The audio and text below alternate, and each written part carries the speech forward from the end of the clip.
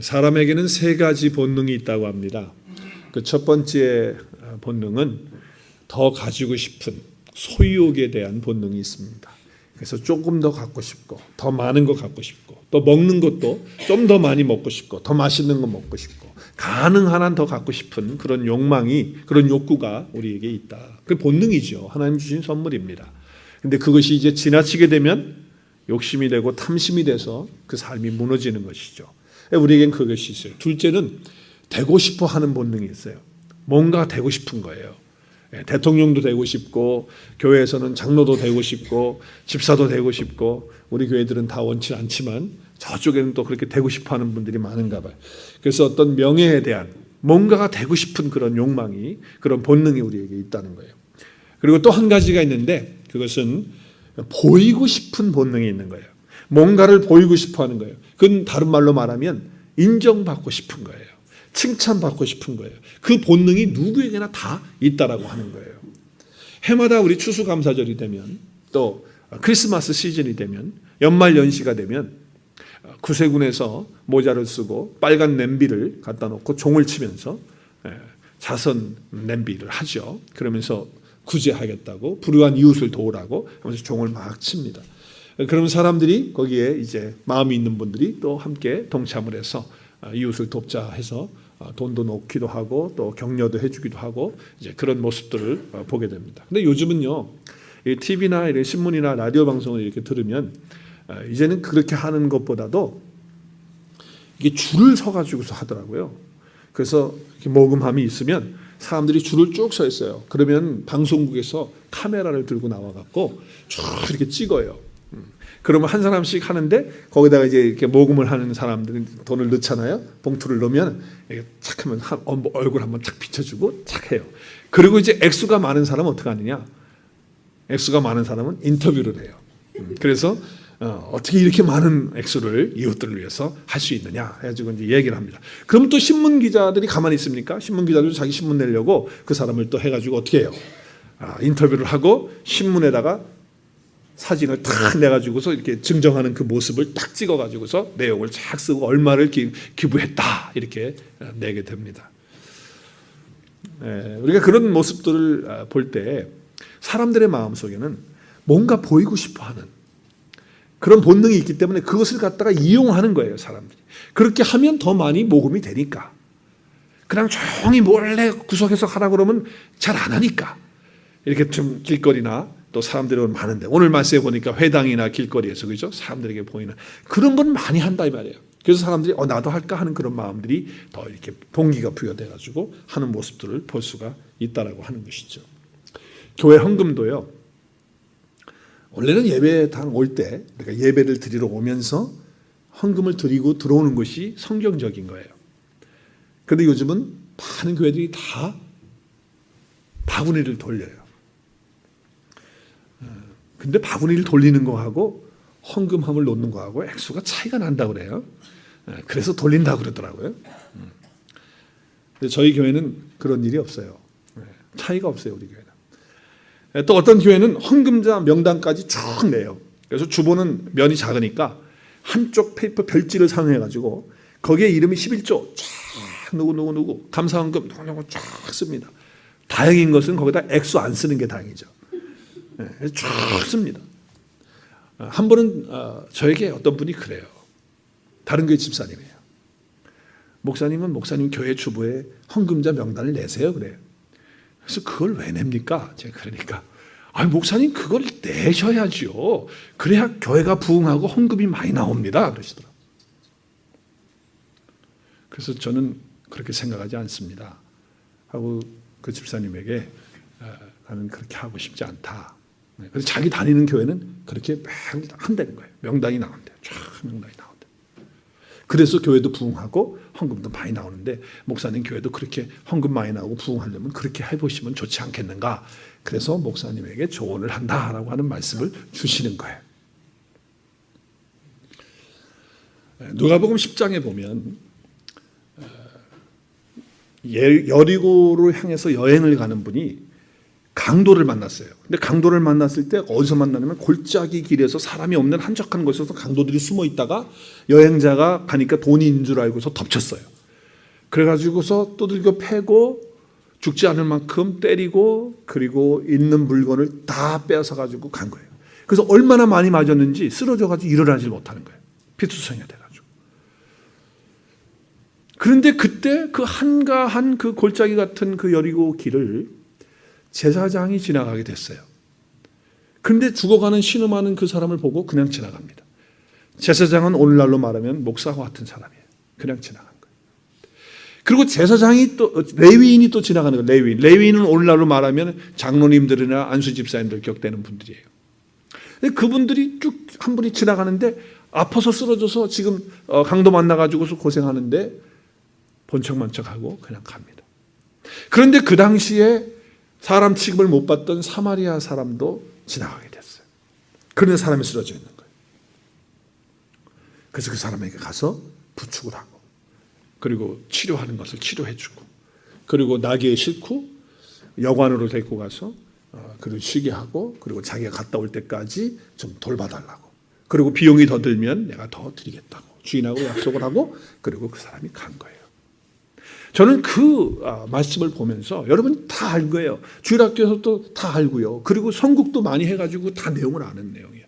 근데 저는 거기서 다른 어떤 것보다 오늘 말씀을 통해서 볼 때 한 가지 깨닫는 게 있었어요. 그게 뭐냐면 만약에 그 여리고에서 강도 만나서 쓰러진 그 사람이 큰 시장거리나 사람이 많은 데서 쓰러졌다면요. 제사장은 절대로 그냥 지나가지 않을 사람이다.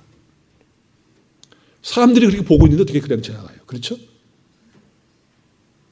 뭔가 보여주기 위해서 어디 다쳤냐고 그러고 막 그러고 만지면서 치료해주면서 그랬을 거예요. 레위인도 그랬을 거예요. 그런데 한적한 곳 사람이 지나다니지 않은 아무도 없는 곳에서 사람이 쓰러져 있으니까 어떻게 해요? 그냥 지나갔다는 거예요.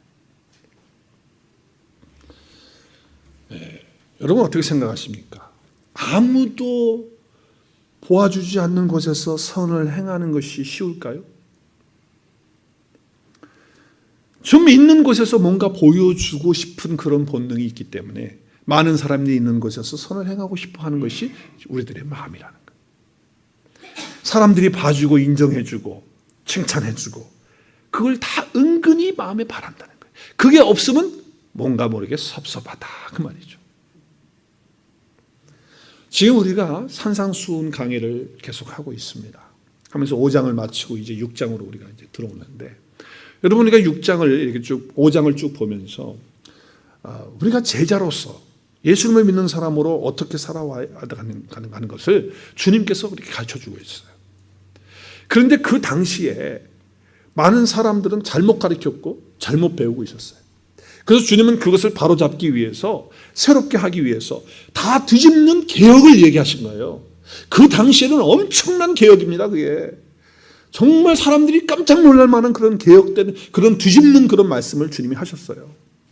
내가 율법을 폐하러 온 줄 아느냐? 아니라 나는 율법을 완성하러 왔다. 그렇게 주님이 말씀하시면서 그 율법에 너희들이 생각지 못했던 그 하나님의 뜻을 나는 지금 행하기 위해서 왔다. 주님이 그렇게 말씀하시면서 예를 들어서 어떻게 하셨습니까? 살인하지 말라. 너희들이 살인하는 것은 사람의 육신을 쳐서 죽이는 것만 생각하는데 그게 아니다.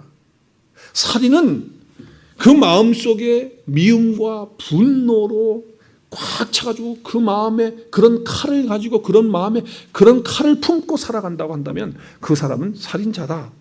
간음도 마찬가지예요. 단순히 남녀 간에 해서는 안 되는 그런 도를 넘어가고 가족을 깨는 그런 어떤 간음의 그런 부분들을 얘기하는 것만이 아니고 그럼 뭐냐? 간음은 우상숭배다. 우상숭배는 왜 우상숭배냐? 마음속에 용심과 탐심이 있을 때 그것이 우상숭배인데 너희들은 그것으로 가득 차 있다는 거예요.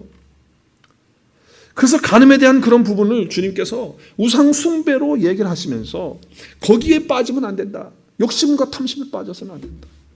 자, 맹세하지 말라는 얘기도 그 당시에 사람들이 맹세하지 말라 이렇게 하늘로도 하지 말고 예루살렘으로도 하지 말고 땅으로도 하지 말라 그렇죠?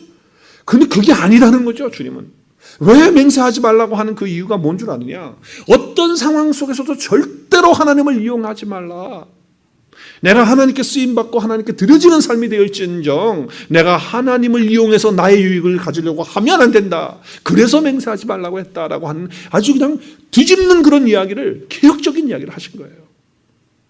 그리고 늘 자기 자신의 한계를 인정하고 내가 어떤 사람이라는 걸 알고 겸손하게 자기를 알고 지킬 줄 아는 그런 사람이 되어야 된다. 누가 와서 오른밤을 치느냐, 그럼 왼밤도 되라고 하는 그런 보복하지 않는 그런 것뿐만 아니라 더 나가서 뭐예요?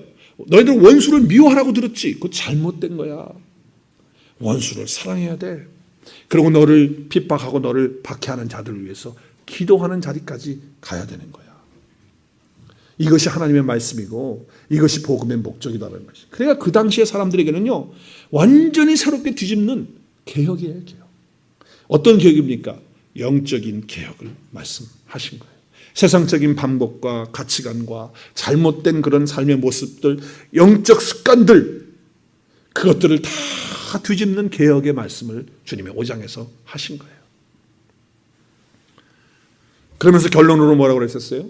하늘의 아버지의 온전하신 같이 너희도 온전하라.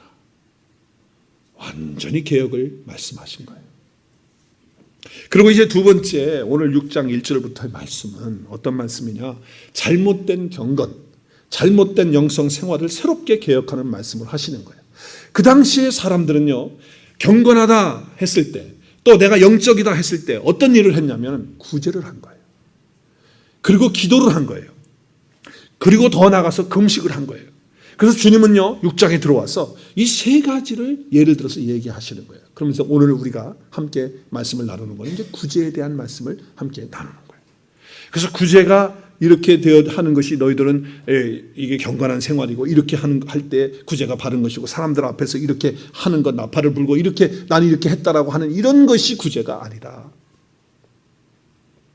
그리고 기도도 그런 기도가 아니다. 기도를 바르게 가르쳐주고 그런 어떤 경건 생활의 영성 생활의 그 개혁을 뒤집는 말씀을 또 하시는 거예요. 그리고 금식도 그 당시에 일주일에 2번씩 하던 사람도 있었는데 금식은 그런 게 아니다 라고 하는 말씀을 또 하시긴, 나중에 이제 우리가 함께 나누게 될 말씀이죠. 자, 그래서 오늘 첫 번째로 구제에 대한 말씀, 그 경건한 생활, 또 영성 생활에 대해서 개혁의 말씀을 주시는데 1절 함께 읽겠어요. 시작. 사람에게 보이려고 그들 앞에서 너희 의를 행하지 않도록 주의하라. 그리하지 아니하면 하늘에 계신 너희 아버지께 상을 받지 못하리라. 분명한 것은 뭡니까? 사람에게 보이려고 해서는 안 된다. 진정한 영성, 진정한 그 경건은 뭐냐? 사람에게 하려고 하는 것은 그건 진정한 것이 못 된다 라고 하는 것이 말씀하는 거예요. 이건 분명한 확실한 말씀이에요. 그런데 이 말씀을 좀 더 깊이 있게 이해하고 실천하기 위해서 한 가지 질문을 더 던져야 돼요. 그러면 왜 사람에게 보이는 것이, 이것이 왜 문제가 되느냐? 이걸 질문해야 돼요. 왜 문제가 됩니까? 사람에게 보이는 것이. 여러분, 의로운 일을 하게 되면, 선한 일을 하게 되면 사람이 볼까요? 안 볼까요? 진짜 안 보게 할 수 있을까요?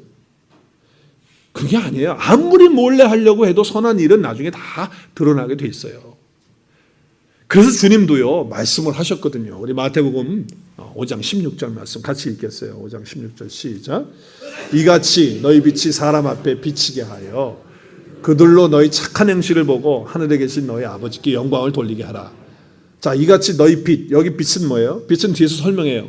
너희 착한 행실이에요. 그죠? 주님의 빛 가운데 거하면 우리가 주님을 드러내는 그런 삶을 살게 되는 거예요. 그런데 우리의 착한 행실을 누가 봅니까? 하나님만 보시는 게 아니에요. 누가 봐요? 그들로 본다는 거예요. 그들이 본다는. 그들이 누구예요? 내 가정 식구들이 보고, 또 내 주위 이웃들이 다 보고, 직장 동료들이 보고, 교회 식구들이 다 보는 거예요. 주님은 왜 이상한 말씀을 하실까? 아니, 지금 오늘 6장에 와서는 사람에게 보이려고 하지 말라고 그래놓고 여기서는 또 사람들에게 보이라는 거예요. 왜 지금 이렇게 주님을 헷갈리시는 말씀을 하실까? 왜 이랬다 저랬다 하실까? 그런 말씀이 아니에요. 오늘 이 말씀은 정확한 말씀이 뭐냐면 신앙의 순서를 얘기하고 있는 거예요. 우리가 정말 의로운 행동을 할 때, 선한 행동을 할 때, 착한 행동을 할 때 그때 사람들이 다 볼 수밖에 없다는 거예요. 나쁜 행동을 해도 보고 착한 행동을 해도 다 사람들이 본다는 거예요. 그랬을 때 착한 행동을 해서 칭찬을 받을 때 그때 굉장히 좋거든요. 그런데 그 칭찬을 통해서 누가 영광을 받으시느냐라고 하는 것이 관건이라는 거예요. 내가 영광을 받을 거냐, 하나님이 영광을 받을 것이냐라고 하는 그 부분을 지금 말씀하고 있는 거예요. 착한 행실, 착한 의를 통해서 예수 믿는 사람들이 해야 되는 것은 뭐예요? 마지막 영광이 나에게 돌아오는 것이 아니고 누구에게? 하나님 아버지께 영광을 돌리도록 하는 거예요. 그러니까 여러분 정말 우리가 주의하면서 오늘 조심하면서 싸워야 될 진짜 싸움이 뭐냐? 그 싸움은 어떤 경우에든지 특별히 나에게 어떤 선한 일을 했을 때 칭찬을 해줄 때 하나님 중심이 될 것이냐 나의 중심이 될 것이냐 라고 하는 것에 대한 싸움을 해야 한다는 거예요. 만약에 거기서 지게 되면 그러면 하나님이 받으시는 그런 구제 안 된다는 거예요. 하나님이 받으시는 우리 착한 행실 될 수가 없다는 거예요. 끝없이 우리에게 밀려오는 그런 유혹입니다. 정말 자기 중심이 되려고 하는 이 유혹은요 얼마나 강하게 나오는지 몰라요. 저도요 이런 얘기를 들을 때가 있어요. 아틀란타에서 목사님 같은 분 제가 본 적이 없어요. 목사님 너무 훌륭해 이러면요 저도 사람이니까 너무 좋아요. 그래서 착각을 해요. 정말 그런가 보다. 거기까지는 사실 문제가 안 돼요. 그런데 그 다음에 내가 영광을 취할 것이냐 하나님이 영광을 받으시게 할 거냐 라고 하는 것은 내 안에서 싸움이에요. 싸움. 하여간 우리 자아를 죽이기 위해서 우리는 날마다 뭐 십자가에 못 박는다 그러잖아요, 그죠? 그리고 내가 나의 자아를 죽였다 뭐 별 얘기를 다 해요. 그러면서 내 자아에 대해서 막 그렇게 학대하고 누르고 막 그렇게 합니다. 그래 그 정도 됐으면 정말 상처받아가지고 안 나타나야 되는데 조금만 누가 또 칭찬해주면 어떻게 해요? 그 숨어있던 그 자아가 또 올라오면서 저 얘기하시는 거 맞죠? 딱 이렇게 하면서 딱 나오는 게 우리란 말이에요. 은근히 칭찬과 영광 받으면 주인공이 내가 되려고 하는 거예요. 내가 주인공 되려고 하는 거예요. 내가 한 일은 하나님 때문에 한 것이에요. 믿으십니까? 내가 하라고 하나님이 하라고 하셨기 때문에 내가 한 것이고 또 내 안에서 하나님께서 은혜 베풀어 주셔서 내가 선한 일 한 거 내가 한 것이 아니고 하나님께서 하신 건 봉사도 마찬가지고. 그러니까 키는 누구에게 있냐? 나에게 있는 거예요. 사람들이 나를 올려주고 칭찬해 줄 때에 맞다고 하면서 맞장구 치지 마시고 그러면서 자기가 자기 영광 다 취하지 말고 우리 하나님의 영광 받으실 수 있도록 그렇게 해야 된다는 거예요. 칭찬할 때 기뻐서 내가 좋다. 거기까지는 아무 문제 없는 거예요. 거기까지는 좋은 거예요. 그것이 문제가 되는 건 아니에요. 그런데 문제는 뭐냐고요? 다음번부터 뭐예요? 계속해서 그 기대를 한다는 거예요. 그래가지고서 다음에 만났는데 칭찬 안 해주면 어떻게 해요? 왜 오늘 칭찬 안 해주지? 나 똑같은 일 했는데 왜 오늘 말 안 하지? 나한테 왜 칭찬 안 하지? 이런 기대를 하기 시작하면서 안 하면 어떻게 됩니까? 그때부터 마음에 섭섭함이 오면서 삐지면서 그 다음에 이제 그런 거예요. 자기 자신이 힘들어지는 거예요. 칭찬받고 영광받고 인정받기 위해서 그런 거예요.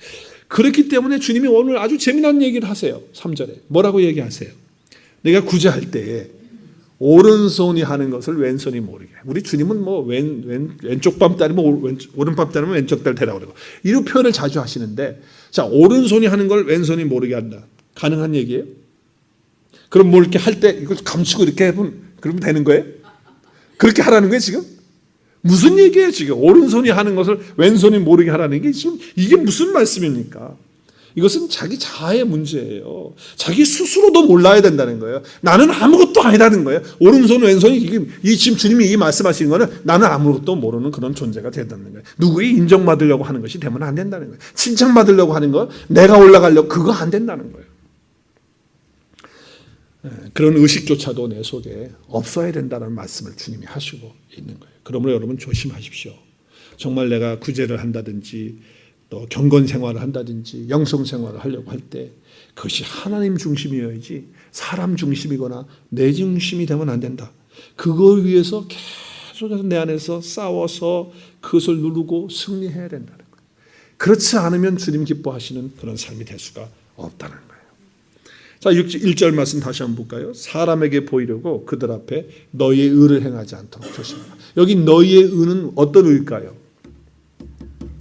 여기의 의는요, 하나님과의 관계를 말하는 거예요. 죄인은요, 하나님과 바른 관계를 가질 수가 없어요. 죄가 있는 이상. 그래서 그 죄 문제를 해결한 상태에서 청산되어서 될 때 하나님과 바른 관계가 되는데 너희의 의를 행하지 않도록 그렇게 말씀하시고, 여기 의는 뭐냐면 바로 하나님 앞에서의 의예요. 하나님이 나에게 주시는 의란 말이에요. 그 의는 예수 그리스도시고 그분 안에 내가 들어가 있고 그분과 함께 연합되어 있고 그분과 바른 관계를 통해서 이루어지는 거예요. 그러니까 만약에 내가 어떤 구제를 하는데 하나님과 바른 관계 속에서 구제를 하지 않으면 그는 하나님께 상 받지 못한다는 거예요. 우리의 의를 가지고 해서는 안 되고 하나님과의 바른 관계를 통해서 우리가 구제를 해야 되고 또 더 나아가서 하나님 앞에서 헌신하고 봉사하는 일도 해야 된다는 거예요. 만약에 그것이 관계가 바르지 못하고 그 관계가 막혀 있다고 한다면, 바르지 못한다고 한다면 그 구제를 했다 할지라도 그것 때문에 자기 의가 되기 때문에 결국은 어떻게 돼요? 자기 스스로 올무에 걸리고 또 그것 때문에 마음 상하고 시험 받고 그리고 더 나아가서는 하던 일을 다 그만두게 되는 거예요. 자기 의를 가지고 했기 때문에. 하나님과의 바른 의, 그 관계를 통해서 하게 되면 하나님이 받으시는 것이 됩니다.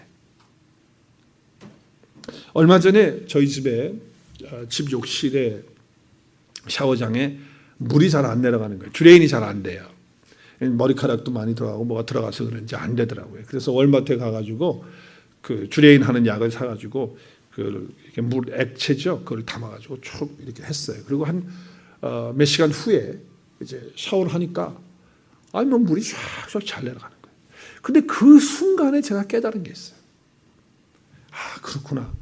하나님하고 나와의 관계가 언제든지 이렇게 막힐 수가 있겠구나.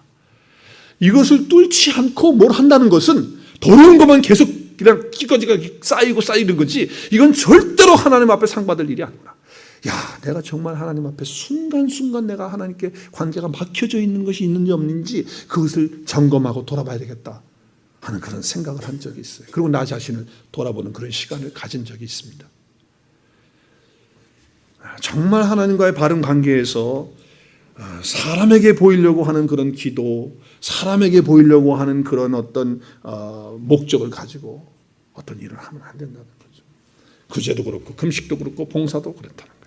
하나님과 관계 참 그것이 먼저 돼야 된다. 그 안에서 이루어지는 것이 돼야 된다는 거예요. 그러니까 참된 신앙은 사람 앞에서가 아니고 하나님 앞에서 이루어지는 것이 참된 신앙이다. 아까도 제가 헌금 주머니 바구니 돌리는 얘기를 했는데 성경적인 방법은 사실은 놓고 하는 거예요. 그래서 저희 교회도 3년 전인가요? 제가 했어요. 우리 교인들한테 얘기했죠. 그때 뭐라고 얘기했냐면 우리 헌금함에다가 하도록 하자. 그래서 헌금함을 준비했어요. 그래서 들어오면서 헌금을 했어요. 그때 반대하신 분들이 있어요. 목사님, 그렇게 하시면 교회 재정 더 어려워지십니다. 그러더라고요. 그래서 교회 재정 어려워지나 안 어려워지나 한번 해보죠 뭐. 그리고 믿음으로 했어요. 교회 헌금이 줄었을까요? 늘었을까요? 줄었어요? 우리 오늘의 교회가 그 정도밖에 안 돼요? 헌금 그대로예요. 할렐루야. 아무 지장을 안 받는 거야. 아무 지장이.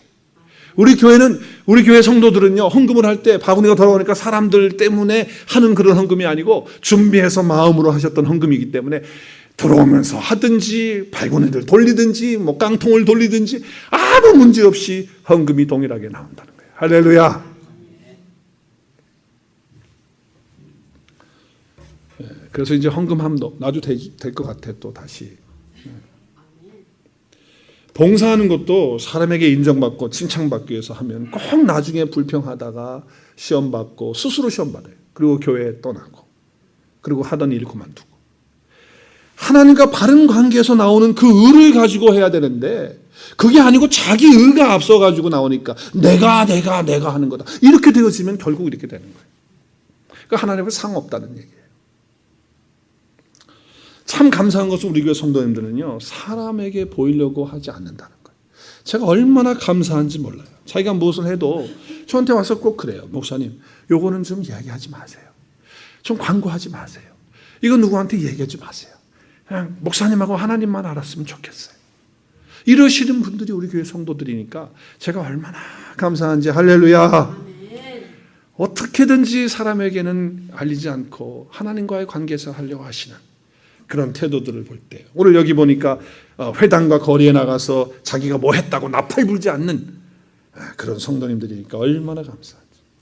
매주일 쓰레기를 다 정리하시고 버리시고, 또 교회 와서 청소하시고 화장실 닦으시고 CD를 제작해서 그 먼 마켓에 또 다 갖다가 놓으시면서 꾸준히 하시고, 또 혹시 교회에 뭐가 부서진 거 없나, 고장난 거 없나 다 보시면서 수리하는, 누가 말해서 하는 게 아니고 다 찾아서 하시고, 또 교회에 뭐 필요한 거 없나 눈에 보이면은 그 필요한 걸 가서 조용히 이렇게 하시는 거예요.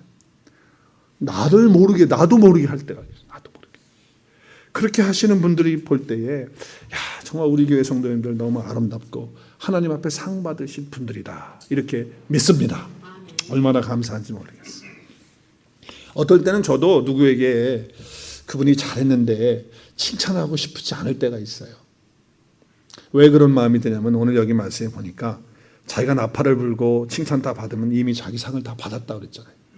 그래서 내가 저렇게 다 칭찬해 주면 저분 주님께 칭찬 받을 게 없고 또 주님 앞에 상이 없을 텐데 하는 그런 마음 때문에 어떨 때는 안 해주고 싶은 그런 마음이 있을 때가 있어요.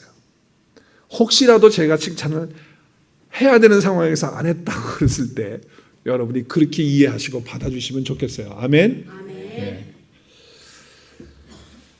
우리 교회 성도님들 정말 모르게 말없이, 혹시 자기 자신이 칭찬을 받을까, 하나님이 영광 받으셔야 되는데 내가 영광 받을까 봐 조심하시는, 그러면서 그 조심하면서 그 싸움을 하시는, 정말 하나님이 차지할 영광을 내가 차지하지 않도록 그 싸움을 하시는 그런 모습들을 볼 때 얼마나 감사한지 모르겠어요. 두 번째, 우리가 조심하면서 싸워야 될 것이 뭐냐? 두 번째는 어떤 경우에라도 보이는 세계하고 보이지 않는 세계와의 싸움이 있다는 거예요.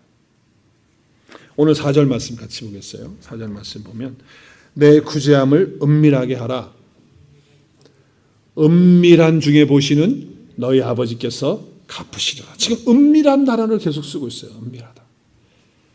이건 뭐예요? 보이지 않는 것과 보이는 것을 얘기하는 거예요.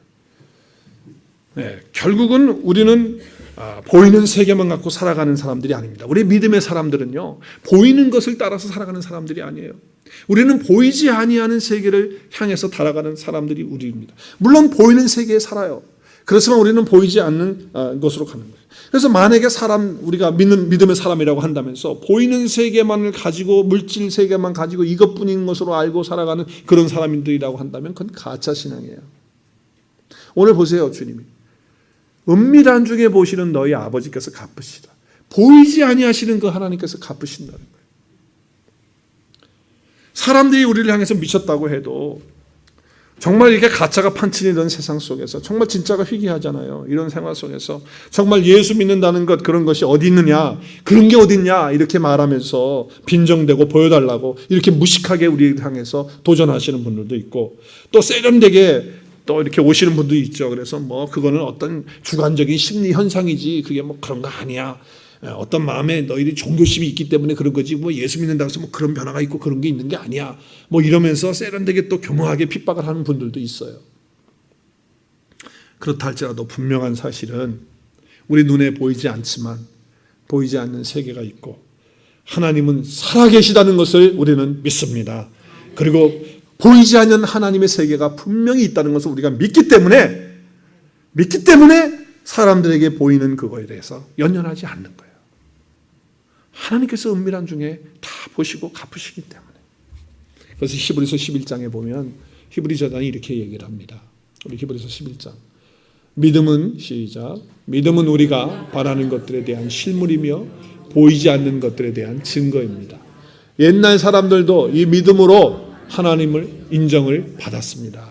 믿음으로 우리는 이 세상의 모든 것이 하나님의 말씀으로 창조되었으며 보이는 것이 보이지 않는 것으로 만들어졌다는 것을 압니다. 우리는 보이는 세계만 가지고 살아가는 사람들이 아니라는 거예요. 믿음으로 사는 사람은 보이지 않는 세계까지 보면서 살아가는 사람들이 믿음을 가지고 살아가는 사람들이라는 거예요.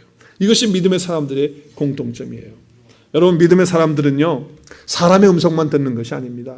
우리는 하나님의 음성을 듣습니다. 하나님의 음성은요, 사랑입니다.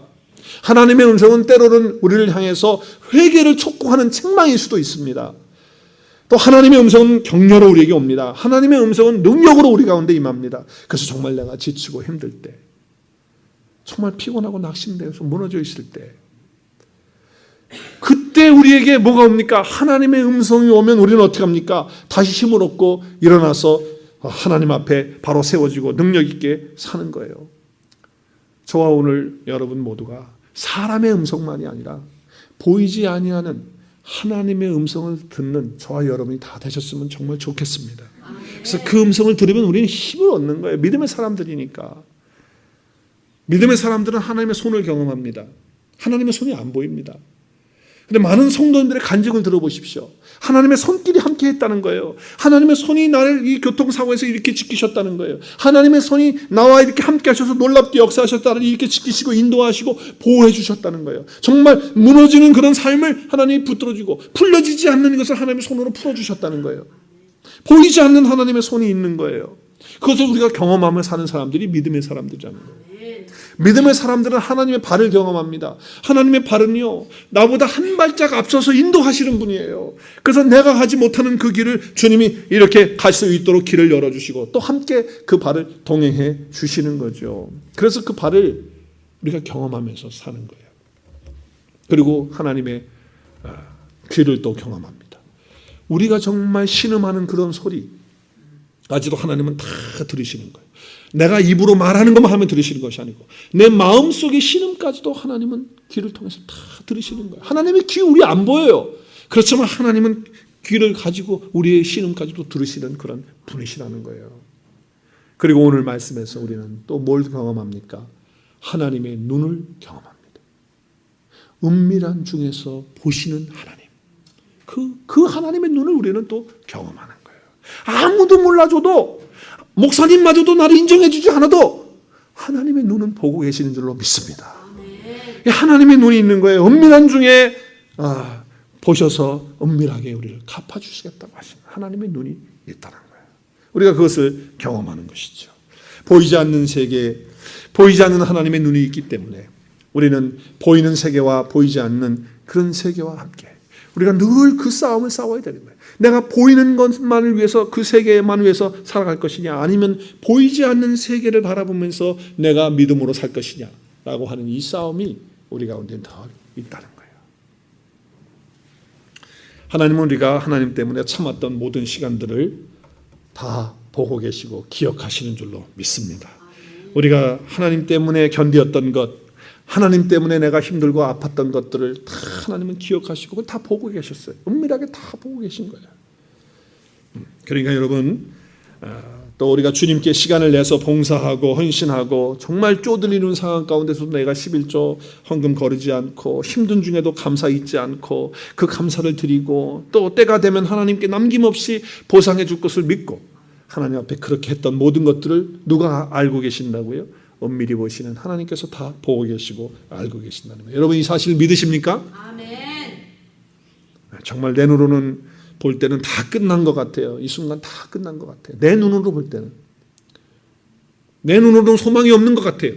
그런데 하나님의 눈으로는 소망이 있고 하나님의 눈에는 희망이 있는 거예요. 그래서 우리는 정말 하나님이 나를 보고 계시다고 하는 그 믿음 가운데서 은밀한 중에 보시는 너희 아버지께서 갚으신다고 하시는 이 말씀 가운데서 위로를 받으시고 우리의 삶 속에서 늘 보이는 것과 보이지 않는 것과의 이런 싸움 속에서 승리하시는 저와 여러분이 되셔서 은밀한 중에 보시는 너희 아버지께서 갚으시라고 하는 이 놀라우신 은혜가 저와 여러분 삶 가운데 있어지기를 바랍니다. 하나님이 역사하시니까 우리가 일하는 것이고 하나님 앞에 인정받기 위해서 또 하나님께 영광 돌리기 위해서 저와 여러분의 삶 가운데 그런 삶을 사시는 그런 신앙생활이 될 수 있기를 주의 이름으로 축원합니다.